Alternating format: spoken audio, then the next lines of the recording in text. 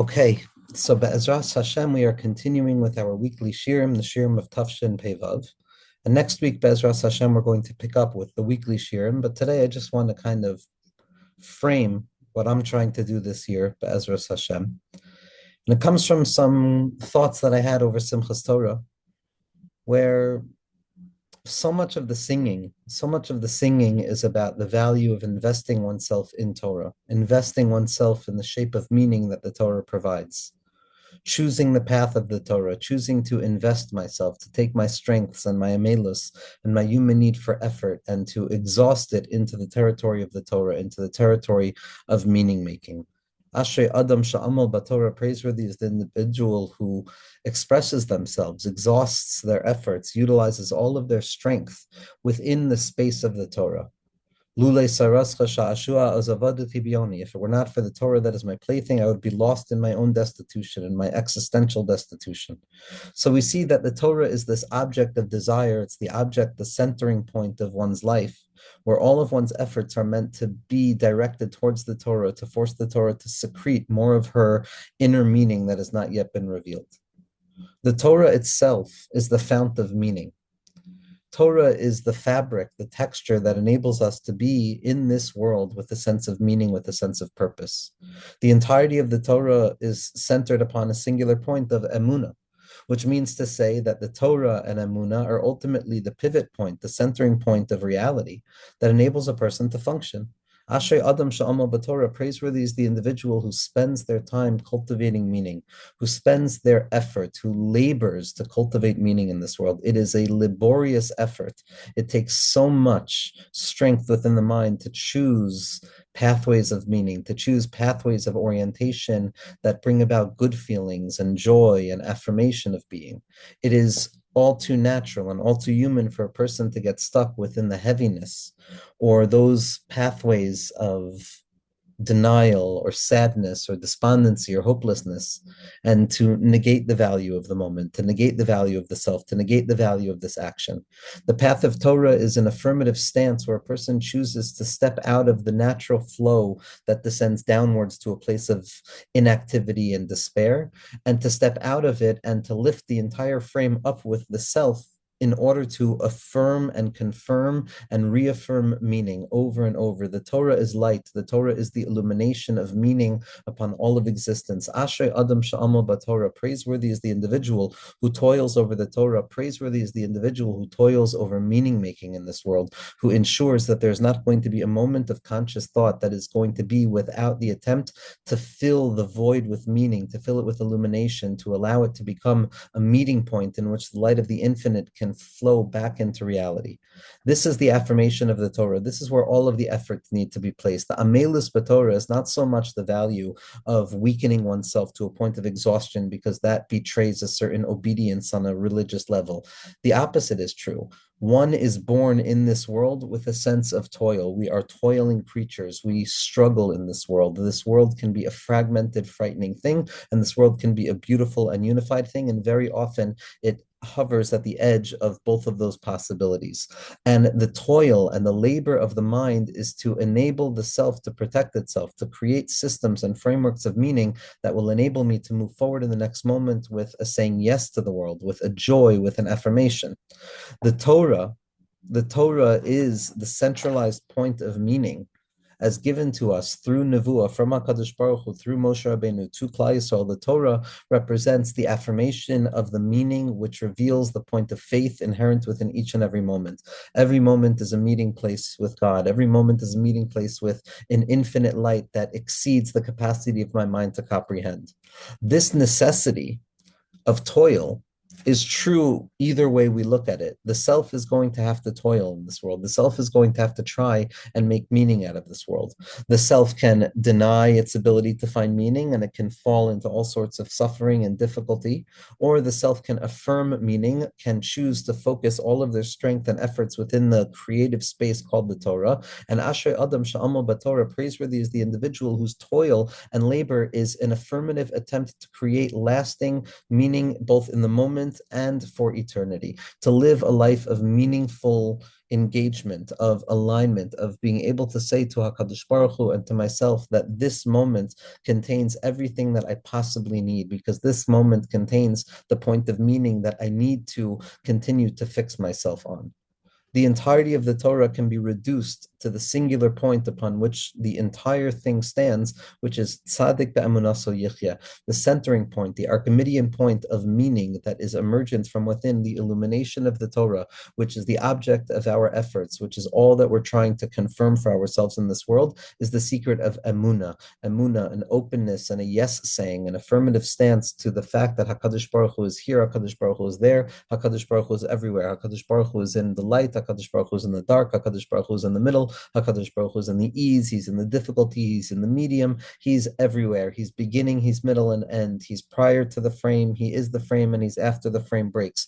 Emuna is a willingness to live with tamimus and pshitus, a simplicity of mind that resists the natural tendency to deny based on intellectual observations, but rather a willingness to live with a deep and abiding dreamlike state of comfort, which is the acceptance of goodness, the acceptance of calm, and the acceptance of light. The fact that HaKadosh Baruch Hu is here and that he wants to be still good to me and that the world is a good place, all of the difficulties, all of the struggles, both periphery and center, they are transformed into something different. It's not that they're not difficult. It's not that they're not painful, God forbid, but they are now seen within the framework of creativity and cultivation of light. This is the willingness that each and every Jew has, each and every time we begin the Torah anew, to grab hold of the Nakuda HaPnimis, the innermost point of all things, which is the point of Emuna. If we can affirm emuna, if we can affirm faith, we have affirmed the center point of our lives around which everything else is going to center, and that is the secret of lulei sarascha sha'ashuai azavadati bioni. We said the Torah, lulei sarascha, if it were not for your Torah, if it were not for this fixed point of faith upon which I can stand and rest and be comfortable and rest assured that HaKadosh Baruch Hu is here and that everything is good no matter what, and that everything is light no matter what, and that everything is fixed no matter what. It's that point that gives me the ability to stand in the face of azavadati bioni, all of the difficulties. The Torah is illumination. The Torah precedes the world. It is the secret of not what the existentialists said in their hopes of denying our ability to make meaning when they said that existence precedes essence, meaning to say that the world in its bare nature precedes any attempt to make meaning out of it. But Adarabba, Ibcha Mastabra, Chazal have told us already that with regards to the Torah that preceded the world, essence precedes existence, that the meaningfulness that the human mind has the capacity of cultivating in any which way at any given moment is rooted in the primordiality of the Torah, of Atika Stima'a, of the Torah of the ancient days, which is flowing into our minds at every single moment, which is the abiding sense of all rightness, above, below, hashra'a, presence, goodness, ease, alignment, connectivity with HaKadosh Baruch Hu, with self, and with loved ones. That's the goal. That's the Torah that we have to be amel on.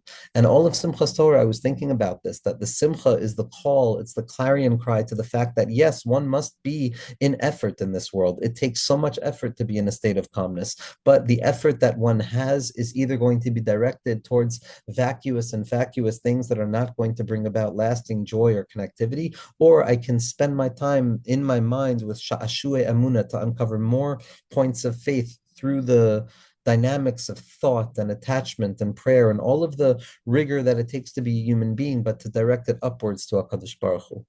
And I was thinking that the goal is not to avoid or evade amelus, but rather to transform our amelus, to transform the fact that to be human is of tremendous urgency and significance, and it demands effort to learn how to be a human being. But that effort has to be directed to HaKadosh Baruch Hu, to emuna. Prior to the Chet of the Eitz Hadas, we weren't stuck with this self-reflective nature. We weren't stuck with this need for meaning, because the mere existence was meaning itself, because the simple fact that we abided, the simple fact that we were in existence was meaningful enough. And this is what Rav Simcha Bunim says, that before eating from the Eitz Hadas Tovara, the self was in a perpetual state of connectivity and contemplation of divine unity and emuna, but it was unaware of the fact that it was in a state of contemplation, because to be aware of contemplation means that the object of contemplation has to be separated from the contemplating subject. But prior to the Chet of Eitz Hadas, of the birth of consciousness, there was no separation between the thinking subject and the thought of object. The object and the subject were unified together. But comes along the Chet of the Eitz Hadas, which is the birth of consciousness, which is the severing of subjectivity and objectivity. And now, as the Nefesh Chaim says in the name of the Moreh Nevuchim, the birth of subjectivity is that instead of knowing what is true or false, I have now entered into a territory of subjective judgment, true or false being ontological categories that precede human judgment. Human judgment is already something that is caught up with subjectivity. Now, says Rav Simcha Bunim, it's not that we're in a state of constant contemplation and conscious contact with God to the degree that we're not even aware that we're consciously contacted or connected, but rather now we operate in a place where sometimes I'm thinking about God and I know that I'm thinking about God and I know that I'm thinking about emuna, and sometimes I'm not. In the post-Eitz Hadas experience, we are no longer in the perpetual state of unity, and we need to utilize the strength of our mind to connect ourselves to the singular point of connectivity. If prior to the Chet of Adam Arishon, we could let our minds be completely open in a state of chesed, that's because that we were no longer, or we were not yet at the time where we were serving as disruptions to the flow. But now that we've partook of the Chet of the Eitz Hadas and we've become disruptions to the flow, our job is to utilize the severity of the mind, not simply to accept all of the content that flows into the mind, but rather to choose with the hyper sharp razor-like nature of the mind and its severe capacity to cut through to the singular point upon which I want to focus. That needs to become the strength of the mind. That's das. Now that we've partook from the Eitz Hadas, the mind has to become a weapon. The mind has to become something that can attach itself to a singular point of experience and disregard the rest. Prior to the Chet of the Eitz Hadas, emuna was revealed everywhere. Now it's a singular point. I have to connect myself to the singular point, that center point of existence, the Torah, the Nakuda of light. And this is the work, our job now as creatures of subjectivity who can no longer leave our minds completely open, but need to center in on something meaningful and to live with a direction and to live with a sense of a tachlis and to live with a sense of purpose and to live with a particular point of destination that I would like to arrive to. This demands a different type of strength of the mind. It demands the severity of the mind. And this is the koach that we have to go into Maisa Bereshis with the realization that I am the one who chooses what I would like to focus on. Now that I am aware of the capacity of my mind, which is what the Chet of the Eitz Hadas was, I now need to utilize my mind to center it in on one particular point, the dot that rests at the center of all things. Even ma'asu habonem haisal rosh pina, the bas ayin, the singular block dot of faith that rests at the core of everything. And this brings us to a teaching that we've said over and over in the name of the Gra as well as the Rishner, that really in truth the entirety of the Torah can be summarized to the first book of the Torah, which is Bereshis. And really the entire book of Bereshis can be summarized in the first Parsha, which is Parshas Bereshis. And really the whole Parsha can be summarized in the first Pasuk, which is Bereshis bara Elokim es hashamayim v'haaretz. And really the whole first Pasuk can be contained within the first word, which is Bereshis. And really the first word can be contained within the first letter, which is the Beis. And really the Os Beis can be contained within the dot at the center point of the Beis, which is really the Aleph of Anochi, meaning to say that all that exists is that tiny, tiny Aleph of emuna, that Anochi Hashem Elokecha, the Aleph of Anochi, which is perpetually reminding us to connect ourselves to the Aleph, to reconnect to that point at the center, which holds all things together. Because the more our mind deviates, the more we begin to feel like Cain, the more we begin to feel like we have no place in this world. After the Chet of the Eitz Hadas, where we're now subjective creatures that need a point of attentional connectivity and dveikus and das in order to feel connected, as opposed to before the Chet of Eitz Hadas, where existence and experience itself was the connection, we now need to have a tachlis in front of us. And if a person now needs a tachlis in front of them to feel meaningful, well, then the danger is, let's say I don't have that tachlis. Let's say I don't feel I've arrived at that center point.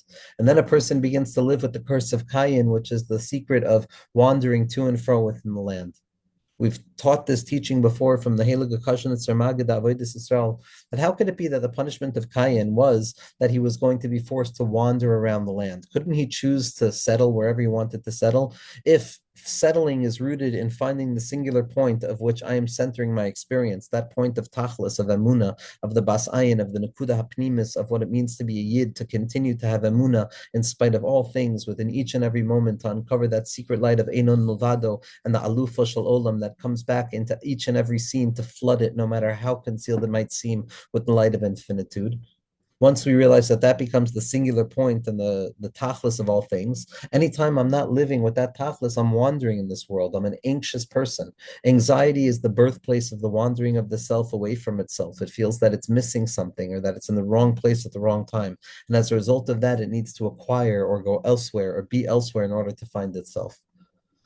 But if comfort of the mind and that singularity and that pointed essential nature of purposeful existence and emuna in this moment of goodness and light and illumination and dveikus, if that's available to the mind, then why couldn't Cain just stop? Why couldn't Cain choose when he wanted to identify the tachlis, when he wanted to lean into that singular point, that emuna, that bas ayin? And so the Kashnitzer Magid said something amazing. He says that really, theoretically, Cain should have been able to do that, but the curse of Cain was that HaKadosh Baruch Hu spread within him a spirit of anxiety, a spirit of concern, a spirit of fear, of imagined fears, of fears that are not real, a fear of missing the point, a fear of not doing it right in this moment, a fear of this, that, or the other thing that perpetually pushes a person away from where they are at that singular moment. So if the purpose of life after the Chet of Adam Arishon has become to connect ourselves to that innermost dot of the Aleph within the base of the word Bereshis and the Pasuk Bereshis Baralokim of the Parsha of Bereshis and the Sefer of Bereshis, which is just a small part of the entirety of the Torah, but nevertheless it contains everything imaginable within it. And the secret of Kol HaTorah Kula Hu Inyan Achatz is a singular dot that holds all things together within itself. That point of Emunah, Tzadik Be'emunasu Yechya. So if I have the choice to find it there, then I can find it, unless HaKadosh Baruch Hu takes me away from myself and I'm too anxious like Cain and I can't. And Cain says to HaKadosh Baruch Hu, what do you want from me now? What do you expect from me now that I can't live a life of pointedness, of direction to that singular most point of existence that holds all things together, the circle of meaning, the point of meaning that holds the room together, the rug that holds the room together. It's the secret of the Nakuda Hapnimis that rests at the center of all things, holding all differentiation together. Without that center that holds, that continues to hold, everything would fragment into innumerable fragments. But nevertheless, the center persists to hold. What is that center? Cain says, how can I live without that center? And so HaKadosh Baruch Hu says, you're right, I'm going to give you a sign, I'm going to give you an os, I'm going to give you a yud, I'm going to give you a dot. That point, that period that holds all things, that nekudas dio, that irreducible drop of light that is the secret of the irreducible elasticity of emuna itself, the capacity to grow with HaKadosh Baruch Hu in the meaning making that we confront in this often meaningless world. And Hashem says, I'm going to give you a sign that's going to protect you. And what's that sign going to be? That sign is going to be the sign of Shabbos. And Zakta Heliga Kashnitzer Magid, Shabbos is Emuna, Shabbos is the Nekuda Hapnimis, Shabbos is the Bas Ayin, Shabbos is the Aleph within the base, Shabbos is Anochi Hashem Elokecha, Shabbos is the Tefillin Shel Rosh, when there's a singular black dot that enables the mind to connect to the centering agent of all things, that light of HaKadosh Baruch Hu, the Merkaz HaOlam. Tola Eretz al Blima, the world is sustained upon nothingness. The only place for a person to run to, the only thing for a person to connect to is the Nakuda Hapnimis, that point of the Shechina in this world, to find comfort, to find menucha, to find connectivity, to find emuna. This is where all of our yigia has to be placed. This is where all of the struggle and the toil of human consciousness needs to be directed, not towards the opposite of faith, but rather directly to the innermost point of faith, to ensure that there is always something holding the room together. There is always something holding us together. There is always a point of meaning that is there, serving as the fount of this moment, which is open to experience, which is open to interpretation. And kol ha'olam omer darsheni, the entirety of the world says darsheni. We know that olam is melashon ha'elam, and concealment, which means to say it's not only the world that calls out from itself, asking us to interpret it and uncover its secrets, but rather it's concealment itself that cries out from the very depths, Tahoim el Tahoim Koira, that within the abysmal depths there's a singular point of connectivity, the Nakuda of Kodesh HaKadoshim, that Yonah ben Amitai drew down from the Simchas Beis HaShoeva, that he was able to discover, Belevav Yam, to find that point of the center at the heart of feeling completely uncentered and bewildered and confused. This is the secret of Bereshis bara Elokim es hashamayim ve'es haaretz. HaKadosh Baruch Hu created a good world. Es hashamayim ve'es haaretz. Roshei Tevos Aleph Hey Vav Hey, which is the gematria of 17, the gematria of Tov, which is the name of Das, which is the connectivity of the inside and the outside. And the only thing that can truly connect the inside and the outside of our lives, of our experience, is the innermost point of emuna. That's how we free ourselves from the curse of Cain, from wandering around to and fro, always searching for that thing that's going to provide us with comfort, but never finding comfort itself. It's what enables us to heal from within those post-traumatic wounds of the Chet of Adam Arishon, where we were no longer perpetually in a state of non-judgmental being, but now we were in a state of momentary and fractured awareness of being. And once we're aware, we can also be aware of being disconnected, and then we fall into ego traits, etc., etc. All things that we're going to discuss this year, Be'ezras Hashem. But the innermost point and the ikar point of what we're trying to do is just to reveal the Nakuda Hapanimis, the Shechina, the Nakuda of Malchus Aganuza Baradla, the Nakuda of emuna, that fact that wherever I am, however I am, whatever I feel, however I feel, whatever is going on, whatever went on and whatever will go on, however it's going and wherever it's going, within each and every moment, there is a fixed point of calmness within the storm, the place of calmness, the place of menucha, the place of simcha, the place of freedom, the kodesh hakadashim, that's enom and hamida, and that's the tiny dot that the beis of Bereshis, the aleph of Anochi, and it should be zoichet to hold on to this nakuda, to hold on to the nakuda pnimius. It should be a year of finding and digging for and believing in and yearning towards and building up the nakuda hapnimis that rests at the core of all things, so that we can grow our emuna to be big enough to hold the lights that are incoming, Be'ezras Hashem.